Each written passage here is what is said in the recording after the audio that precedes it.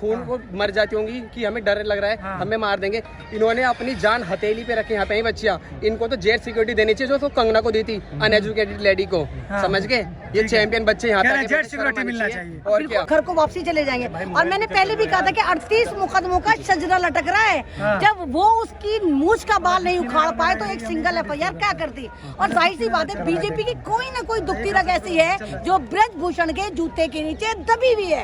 यही वजह है कि बीजेपी जो है ब्रजभूषण को बचा रही है। और देखिए ये यहाँ पर चिल्ला रही है, हाय हमारे साथ मोदी जी गलत हो, मोदी जी के परिवार वाली हैं। ये मैंने मोदी जी ने खुद कहा था कि ये हमारे परिवार के सदस्य। और आज मोदी जी का परिवार 2.5 किलोमीटर दूर पर 11 दिन से बैठा हुआ है और वो ब्रजभूषण कई मंदिर के घंटे बजा रहा है, कई फूल चढ़ा रहा है, खाती पीती गांव को फिर खिला रहा है, यानी वो पब्लिसिटी कर रहा है। तो कुछ ना कुछ ऐसा राज है, कुछ इंटेलिजेंस बिठानी चाहिए और मालूम करना चाहिए कि ये रिश्ता क्या कहलाता है। तो कह रहे हैं मोदी जी और अमित शाह कहेंगे इस्तीफा दे दूंगा मैं। हाँ तो उसको पता है कि नहीं कहेंगे ना भाई, जब तो कह रहे हैं कि मुझे मार कर दिखाओ। सामने वाले को पता है कि पुलिस मेरी जेब में, शासन मेरी जेब में, प्रशासन मेरी जेब में, एडमिनिस्ट्रेशन मेरी जेब में, जब तो मैं कहूँगी मार के दिखाओ।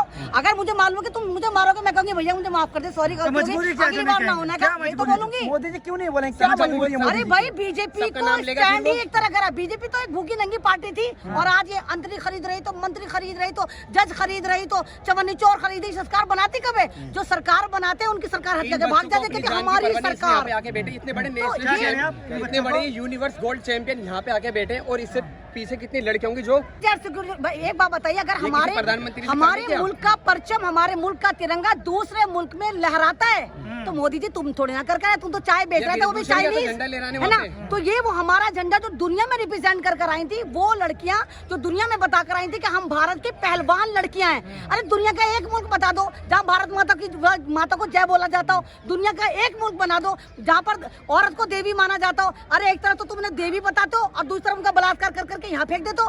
अरे देवी मत बनाओ, उनको सामान्य नागरिक समझ लो। न तुम देवी समझो, न उन्हें महिला समझो, न उन्हें औरत समझो, न एथलीट समझो। और फिर कह रहे कि हम देखते पॉलिटिक्स कर रही हैं। अरे वो क्या हरियाणा में बैठी हैं? तुम्हारे दिल्ली में आके बैठी हैं। तो ये ड्रामेबाजी है। टुकड़े टुकड़े गैंग वाले हैं, शाहीन बाग की महिला है। हाँ हम शाहीन बाग से लोग नहीं। अरे मुझे सारे लोग कह रहे हैं कि अमनी तुम क्यों जा रही हो? ये फोगाट बहने तुम्हें कहती थी कि तुम 500 रुपए लेके बैठती थी, लेकिन मैं कहती हूँ वो धर्म में पता नहीं ना मालूम कहाँ गए।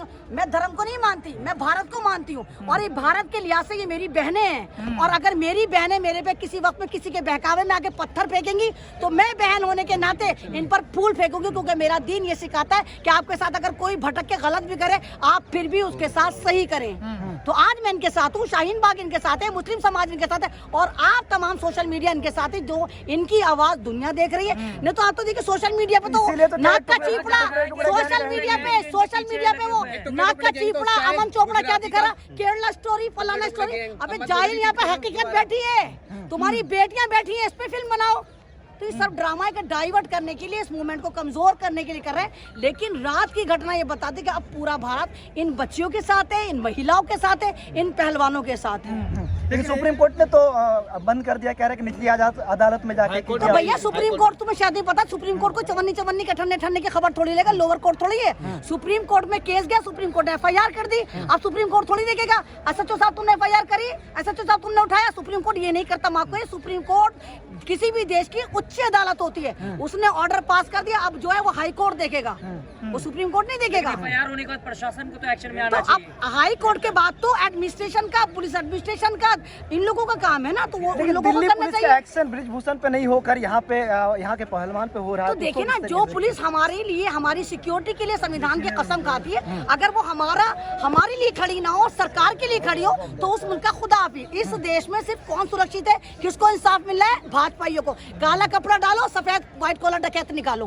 तो यही चल रहा है। व्हाइट कॉलर डकैत निकलते हैं आज के टाइम में जो इनके कौन डकैत है बताइए? आप बताइए, सेंगर है, राजा भैया है, ब्रजभूषण, कितने ऐसे हैं जिन पे कितने केस हैं। और इनका शजरा देखो ना, कोई बकरा चोरी, किताब चोरी, कुत्ता चोरी, बिल्ली चोरी के नहीं है, बड़े मुकदमे हैं। तो इतने बड़े मुकदमों में नहीं उठा रहे। कानून लेकर जो नेता एक बार जेल चला जाए उसको टिकट नहीं मिलनी चाहिए और 12वीं पास होना चाहिए। वो मैं आया जंतर मंतर पर, तो मेरे समर्थन में लाखों की भीड़ आई। हाँ तो ब्रज भैया आओ तो सही, तुम्हें रोका किसने? आओ तो सही, आज देखे जरा किसमें कितना है दम, जम के रखना कदम, क्योंकि तुम्हारा मुकाबला इस वक्त अन्नदाता की बेटियों, पहलवानों से होने जा रहा है। आओ अब तुम्हें पता है कि तुम उठा के पटक देंगी, पटखनियां मार देंगी, इसलिए तुम नहीं आ रहे। तुम्हें मालूम है अगर दबी कुचली होती तो तुमको जो तुम्हें पता है पहलवान बैठी है सिर्फ यूं करेंगे ए ब्रज तो हवा में उड़ने लग जाएगा, इसलिए नहीं आ रहा वो।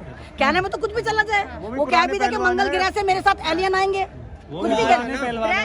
अरे एक एक्सपायरी में और एक ताजे फल में बहुत फर्क होता है। एक सड़ा हुआ फल होता है जिसको हम नहीं खाते, अच्छी फेंक देते हैं, और एक ताजा फल होता है, वाह यम्मी यम्मी। तो ये ताजा फल है, आप इनको नहीं कह सकते कि मैं पुराना एक्सपायर हूँ, तो नहीं हो सकता। अगर तुम पहलवान होते तो तुमने अपने ही घर में सेंध मार ली, तुमने अपनी बहन बेटियों को लूट लिया, तो कैसे पहलवान थे? तुमने अपने घर में सेंध लगा दी। लेकिन कल यही बेटियां हैं जो नहीं इस बाहुबली नहीं जंतर कहिए, मंतर माफिया हैं। यही बेटियां हैं जो इस जंतर मंतर पे रात रो रही थी, भावुक हो रही थी। हाँ तो यही बेटियां आज इनका दर्द दिखाने आप आए हैं, यही बेटियां तो सारा पूरा हिंदुस्तान इनके लिए लिख रहा यहाँ पे है, इलेक्शन यही थोड़ी हो बेटियां रहे हैं। हैं। बेशक इलेक्शन तो आप 2024 सरकार में में करारा आप जवाब संवैधानिक तरीके से आए और आप हिटलरशाही चलाएं, लेकिन भारत के लोग, भारत की आवाम, भारत के बुद्धिजीवी आज भी भारत की बेटियों के साथ, इन पहलवानों के साथ है।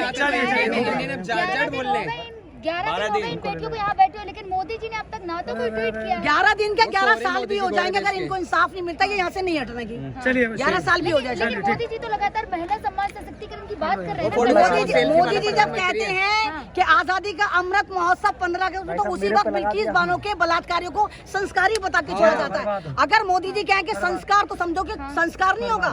अगर गुंडों को टिकट देना, मवालियों को रखना, तो बीजेपी तो आपको पता कि 45% लुच्चे, लफंगे, डकैत, टिकटॉक का बलात्कारी यही होते हैं। लेकिन क्या लग रहा है, क्या बेटियों को इंसाफ मिलेगा? मिलेगा, बराबर मिलेगा, क्यों नहीं मिलेगा? ये जमीनी अदालत है, ऊपर भी इनका बाप बैठा हुआ है, कहीं ना कहीं तो इंसाफ मिलेगा ना। तो है सेल्फी बाज वो। जब तो बड़ी सेल्फी ले रहे थे, चाय पे बुलाया था, इनकी मन की बात पूछ रहे थे। मन की बात कोई भी नहीं सुनता, खामख हमें पैसे खराब करते हैं। और कौन सुनता मन की बात? तुम सुनते हो कभी? अरे 100 एपिसोड में पूरा जश्न मनाया वो गया। 1000 हो जाए, कोई नहीं सुनता मन की बात, कोई नहीं सुनता। अपने दिल पे आकर के कसम खाओ, तुमने कभी सुना है? बता, कोई नहीं सुनता। फिर मन की बात इनकी सुनो। अपने बच्चों के जब मेडल लाए थे, सेल्फी में तो सेल्फी जब फोटो खिंचवा मेडल रहे थे, लाते हैं तो मोदी जी सुनते हैं ना, फोटो खिंचाते हैं इनके साथ, तो मिठाई अब खिलाते क्यों नहीं हैं। आ रहे मोदी जी? ये भी तो हिंदुस्तान के बच्चे हैं। इससे अच्छा तो किसी और मुल्क से खेले तो गोल्ड मेडल मिले, कितना इनको इज्जत मिलेगी। आज इन्होंने बोलते अपने मेडल वापस करेंगे, हमें तो शर्म आती है सर प्रधानमंत्री पे। वो तो खुद बोल रहे थे कि हमें तो कि बेटी बचाओ, बेटी बचाओ। अब क्यों नहीं करते फिर यहाँ पे? अब क्यों नहीं आ रहे? और स्मृति ईरानी सिलेंडर लेके गले में नाचती थी। कर्नाटक है ना चुनाव में बिजी। हाँ तो गलत है ना, वहाँ पे भी हारेंगे वो। वहाँ पे भी मैंने वैष्णो देवी से दुआ करी, वहाँ पे भी हारेंगे। मैं दुआ करके वैष्णो देवी जब भी जाऊंगी, जो वहाँ पे हारेंगे। वैष्णो देवी जाएंगे, बीजेपी हारेगी, जाऊंगी। संस्कारी पार्टी है। हाँ बहुत अच्छी पार्टी है, इतनी महंगाई कर दी, बच्चों को इंसाफ नहीं दे रही, अच्छी पार्टी है वो। खुद को कहते संस्कारी पार्टी बताती है। अगर संस्कारी तो फिर यहाँ पे कि इनको इंसाफ दिलाओ ना आप लोग। 50 साल तक मोदी मीडिया नहीं, मीडिया नहीं। ब्रजभूषण जी बाहुबली हैं। तो बाहुबली तो अपने घर का होगा। आजा बाहुबली तो यहाँ पे दो बात मिड ले, वेयर क्या हो गया? बाहुबली है, कहते अपने घर का हैं जब होगा। मैं आऊंगा तो यहाँ लाखों की भीड़ लग जाएगी समर्थन में। तो कदा होगा इबा आ जाना। इन्हें बोलते कि चले जा, बीच में देखिए, बीच में देखिए, बीच में इतने भूंडा मारेंगे ना, उसकी साथ पुसे याद रखेंगे किससे पाला पड़ गया उसका। अच्छा बाहुबली को। हाँ बाहुबली होगा, अपने घर का हो। अगर है तो फिर यहाँ पे आजा। क्या मानेंगे मुंडा? और